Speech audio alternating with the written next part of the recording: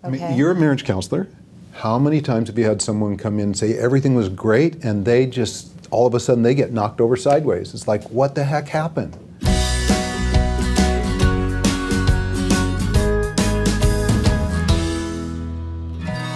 So when two people are matched up, we often talk about the importance of compatibility. But what happens if they're not more energetically matched up, if they're not actually a good fit for each other?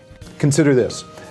We get into relationships, we meet someone, we take a look at them, we go, wow, I love her eyes, I love everything about her. Physically, you're just right. And the woman looks at us and go, physically, yeah, this is what I'm interested in. We get into a conversation, we find out we have similar desires and beliefs and passions. And we seem to approach a lot of things in life the same. We both want family, whatever it might be. And instantly it's like, wow, you know, let's go deeper with this.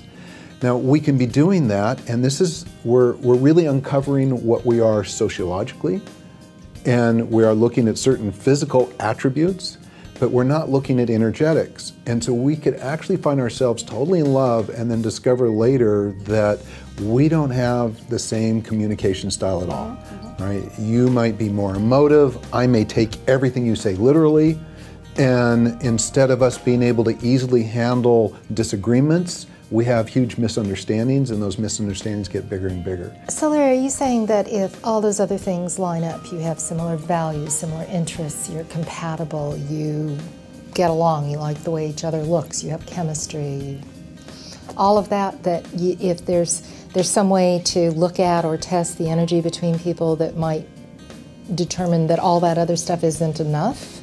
Exactly. Okay. I mean, you're a marriage counselor.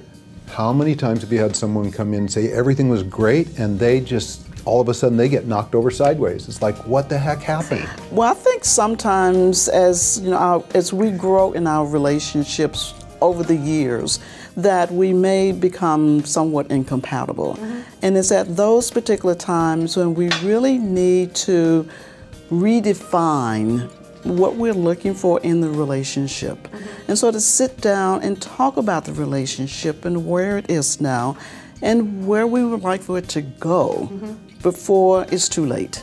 And so we don't have to, say, be incompatible for a long period of time, and the incompatibility doesn't have to last. Right. We just need to say, okay, we need to retool. That's good. My husband and I are very compatible on so many levels, and I think I can honestly say we have a very deep and intimate relationship. But we have something I've coined enthusiasm mismatch. So enthusiasm mismatch is when, like, we come to a situation and I'm like, yes, isn't this great? And he's like, yeah, isn't it great? And he swears to me on the inside, he's going, yes, isn't this great? But on the outside, he's going, yeah, that's great. And so for me, it has taken me a long time to realize that this is who he is. This is the way he expresses himself. And that it doesn't mean that he's not enjoying the concert or he isn't excited about the new couch I just purchased, but really, it's his expression style, it's his communication style, and the amount of overt energy he brings to something. Now for me, I used to interpret that as rejection. Like, I'm alone, I'm lonely, he's not here with me. And that never made any sense to him at all, because of course on the inside his experience is, I'm right there with her, and I'm just going, I'm over here by myself. So we've really, I mean, what is the key to any incompatibility? It's open, honest communication. It's crossing the bridge of that relational space, leaving yourself, going over that bridge without judgment, with open eyes and a tender heart to really learn the other. And as we've gotten to know each other and have learned to trust one another, the enthusiasm mismatch in our relationship now is almost something we laugh about, we joke about, we, you know, play with. I think what we're talking about here is, and as I call it, everyone, you know, relationships have cycles, and there's always a beginner cycle in many parts of relationships.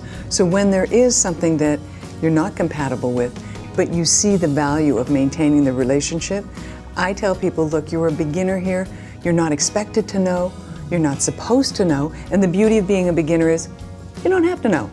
But if you know you want to work on something, keep that and keep like a youthful attitude about it. If it's a money shift, a money disparity, there's a change in who's earning, who's not, talk about it, and know, hey, listen, we're both beginners on this and we're going to go forward. So this energetic question or this compatibility question is obviously something that's really key to getting people to sustain long-term relationships. And it sounds like people can have great attraction and be a terrible match for each other. And it sounds like if people are dedicated, you know, to a lifetime of a marriage together, they can find a way to work with their incompatibilities or work with their differences, and it can really work out for the best. That's wonderful.